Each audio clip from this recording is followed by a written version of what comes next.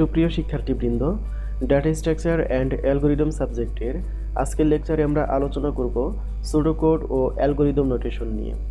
তোমরা যদি বিগত লেকচারগুলো মিস করে থাকো তাহলে দেখো এই ভিডিও ডেসক্রিপশন বক্সেই সবগুলোর ভিডিও লিঙ্ক দেওয়া আছে। আর আমি আশা করতেছি যে তোমরা সবগুলো ভিডিওই অবশ্যই স্টেপ বাই স্টেপ দেখবা। যাই হোক, আমরা এখানে কথা না বাড়িয়ে সরাসরি আমাদের লেকচার শুরু করতেছি। তো আমরা শুরুতেই আলোচনা করব সুডোকোড নিয়ে। আসলে সুডোকোডটা কি? আমরা কিন্তু বিগত একটি লেকচারে অ্যালগোরিদম নিয়ে বিস্তারিত আলোচনা করেছি। তো সেখানে অ্যালগোরিদমের একটি সংজ্ঞা পড়েছিলাম যে কোনো সমস্যা সমাধানের জন্য ধাপসমূহের লিখিত রূপকে অ্যালগোরিদম বলে। আর সেই অ্যালগোরিদমের সাথে এই সুডোকোডের অনেকটাই মিল রয়েছে। আর এই সুডোকোডকে আমরা বিভিন্নভাবে সংজ্ঞায়িত করতে পারি। তো এখানে খেয়াল করো যে প্রোগ্রাম উন্নয়নে সুডোকোড হচ্ছে একটি জনপ্রিয় পদ্ধতি। প্রোগ্রামিংয়ের ক্ষেত্রে সুডোকোড বলতে প্রকৃত কোনো প্রোগ্রামকে বোঝায় না, কিন্তু ওই প্রোগ্রামের যে ধারাবাহিক কার্যাবলী আছে বা ওই প্রোগ্রামটা কিভাবে কাজ করবে সেগুলোকে তুলে ধরার জন্য কিছু সংখ্যক স্টেটমেন্টের সমাহারকে আমরা সুডোকোড বলতে পারি। তাই বলা যায় যে প্রোগ্রাম রচনা করার পূর্বে প্রোগ্রামের যে খসড়া তৈরি করা হয় তাকেই মূলত সুডোকোড বলে। তা আসলে এখান থেকে আমরা বুঝতেছি যে সুডোকোড হচ্ছে কোনো একটা সমস্যাকে সমাধান করার জন্য প্রোগ্রামিংয়ের ভাষার নির্দেশ অনুসারে বা ইংরেজি ভাষার সংক্ষিপ্ত শব্দের মাধ্যমে যদি কোনো স্টেটমেন্টকে লিখি তাহলে তাকে আমরা মূলত সুডোকোড বলবো। এর জন্য বলা হয়েছে যে সুডোকোড প্রকৃত কোনো প্রোগ্রাম না, কিন্তু ওই প্রোগ্রামের স্ট্রাকচার মেনে কাজ করে। তাহলে দেখো, আমরা কিন্তু সুডোকোডের আরেকটা সংজ্ঞা দাঁড় করাইতে পারি যে অ্যালগোরিদমের লিখিত, সংক্ষিপ্ত ও সহজবোধ্য নির্দেশমালা বা স্টেটমেন্ট সমূহকেই সুডোকোড বলে।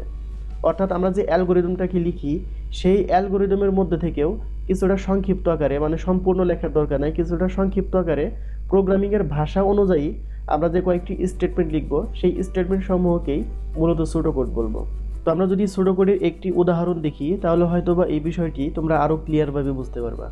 তো লক্ষ্য করো, এখানে দুইটি সংখ্যার যোগফল নির্ণয়ের একটি সুডোকোড দেওয়া আছে এবং ডান পাশে দুইটি সংখ্যার যোগফল নির্ণয় করার একটি অ্যালগোরিদম দেওয়া আছে। তো আমরা এই অ্যালগোরিদম এবং সুডোকোড দুইটার মধ্যে কম্পেয়ার করে এই সুডোকোডটা বোঝার চেষ্টা করব। তো আমরা শুরুতে অ্যালগোরিদমটি যদি একটু লক্ষ্য করি তাহলে খেয়াল করো যে ফার্স্টেই লেখা আছে যে step 1 start, step 2 input a, b, step 3 some equal to a plus b, step 4 print সাম এবং স্টেপ 5 এক্সিট। আশা করি এই অ্যালগোরিদমটা তোমরা আগে থেকে বুঝতে পেরেছো, যেহেতু আমরা বিগত একটি লেকচারে এই অ্যালগোরিদম নিয়ে বিস্তারিত আলোচনা করেছি। তাই আমি এখানে অ্যালগোরিদমটাকে বিস্তারিত বিশ্লেষণ করতেছিলাম।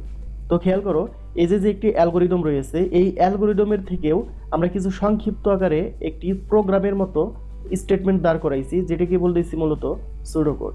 তো দেখো, আমরা কিন্তু এখানে সেকেন্ড স্টেপে দুইটি সংখ্যাকে ইনপুট নিয়েছিলাম, যে ইনপুট a, b।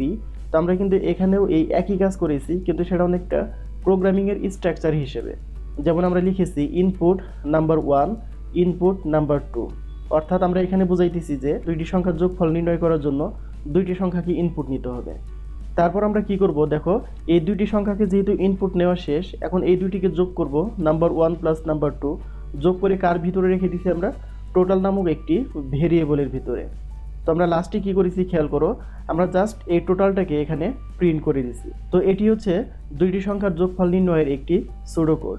আশা করি সুডোকোড জিনিসটা কি তোমরা সেটি বুঝতে পেরেছো। এখন আমরা আলোচনা করব অ্যালগোরিদম নোটেশন নিয়ে।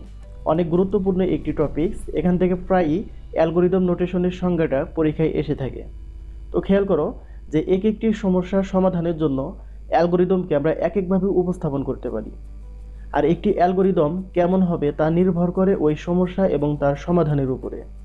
আর এ কারণেই অ্যালগোরিদমের নোটেশন অবশ্যই গুরুত্বপূর্ণ। তো এখানে অ্যালগোরিদম নোটেশনটা অ্যালগোরিদম কমপ্লেক্সিটি বা জটিলতার সাথে অনেকটাই মিল রয়েছে। তো আসলে এখানে অ্যালগোরিদম নোটেশন বলতে অ্যালগোরিদমেরই বিধিবদ্ধ কিছু সংকেতকে বোঝানো হয়। এখানে মূলত সংকেত বলতে বিগ ও এইচ নোটেশনকে বোঝানো হয়, বা বিগ ওমেগা নোটেশনকে বোঝানো হয়, থেটা নোটেশনকে বোঝানো হয়। আর এসব নোটেশন নিয়ে তোমরা অষ্টম, নবম বা দশম অধ্যায়ে বিস্তারিত পড়বা। তো এখানে অ্যালগোরিদম নোটেশন নিয়ে আমি আর বিস্তারিত কিছু বলতেছি না, জাস্ট অ্যালগোরিদম নোটেশনের একটি সংজ্ঞা মনে রাখো যে অ্যালগোরিদমে বিধিবদ্ধ কিছু সংকেত ব্যবহার করা হয়, আর অ্যালগোরিদমের জন্য এই ধরনের বিধিবদ্ধ সংকেতকেই অ্যালগোরিদম নোটেশন বলে। তো তো এই ছিল মূলত আমাদের আজকের মূল আলোচনা। তো দেখো এই ছোট টপিকস থেকেই পরীক্ষায় কিভাবে প্রশ্নগুলো আসতে পারে। তো প্রথম প্রশ্নটা খেয়াল করো, সিডো কোড কি। আশা করি সিডো কোড জিনিসটা কি তোমরা সেটা এখন বুঝতে পেরেছো। 2 নম্বর কোশ্চেনটা খেয়াল করো, দুইটি সংখ্যা যোগ করে একটি সিডো কোড লেখো। আশা করি এই কোশ্চেনের অ্যান্সারটা তোমরা এখন দিতে পারবা। 3 নম্বর প্রশ্নটা খেয়াল করো, অ্যালগোরিদম নোটেশন বলতে কি বোঝায়। অনেক গুরুত্বপূর্ণ একটি প্রশ্ন, যার কারণে আমি ডান পাশে 3 স্টার দিয়ে রেখেছি। এবং সর্বশেষ একটি প্রশ্ন খেয়াল করো, সুডো কোড এবং অ্যালগোরিদমের মাঝে পার্থক্য লেখো। তো লক্ষ্য করো, আমি কিন্তু এখানে সুডো কোড ও অ্যালগোরিদমের মধ্যে পার্থক্যটা ডিরেক্টলি পড়াইনি, কিন্তু এই সুডো কোড এবং অ্যালগোরিদমেরই দুইটি সংজ্ঞা পড়াইছি। তো আশা করি সংজ্ঞা থেকেই তোমরা প্রায় 2টি পার্থক্য লিখতে পারবা। আর যেহেতু এগুলো সংক্ষিপ্ত আকারে পরীক্ষায় আসবে, তাহলে সেক্ষেত্রে 2টি পার্থক্য লিখলেই হবে। তো তোমরা যেহেতু সংজ্ঞা পারো, আমি সংজ্ঞা ব্যতীত আরও একটি পার্থক্য বলে দিতেছি, সেগুলো অবশ্যই খাতায় নোট করে নিবা। আমরা সুডো কোডের ক্ষেত্রে 2 নম্বর পয়েন্টটা বলতে পারি যে একে প্রোগ্রাম ডিজাইন ল্যাঙ্গুয়েজ বা পিডিএল বলা হয়। আর অ্যালগোরিদমের ক্ষেত্রে বলতে পারি যে অ্যালগোরিদম হলো সুডো কোডেরই একটি ধারাবাহিক বিন্যাস। তো এই 2টি পার্থক্য লিখলেই ফুল মার্ক পাবা। তো এই ছিল মূলত আজকের লেকচার। আগামী লেকচার দেখার আমন্ত্রণ জানিয়ে আজকে এখানেই বিদায় নিচ্ছি। আল্লাহ হাফেজ।